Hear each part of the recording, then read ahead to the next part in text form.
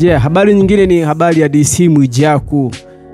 DC Mwijaku jana na ameamua kujitrendisha mwenyewe baada ya kujirekodi video akiwa kwenye usafiri wake, na alichokuwa akisema ni kuonekana kwa Diamond pamoja na mwanadada Lita.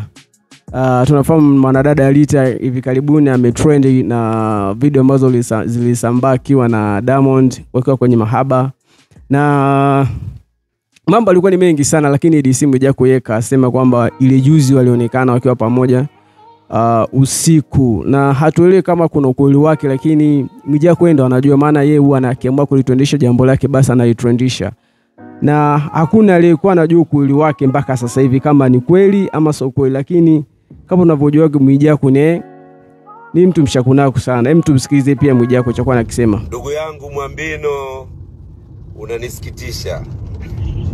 unanisikitisha sana. Usiku wa jana umeonekana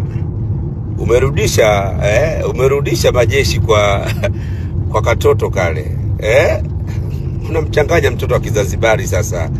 Mara umeenda kwa ule mtoto, mara unarudi kwa huyu mdogo wangu. Hakuna alofanikiwa kwa zinaa Mwambino. Hakuna alofanikiwa kwa zinaa.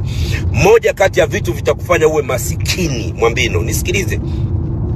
Moja kati ya kitu kitakufanya uwe masikini Mwambino ni zinaa.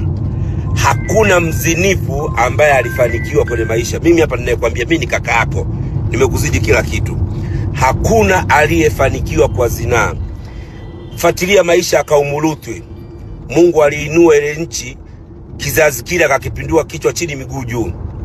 Hakuna aliyofanikiwa kwa uzinifu. Na unajua, na hiyo ndo habari ambayo jana ameitundisha mwenyewe alipokuwa kwenye usafiri wake.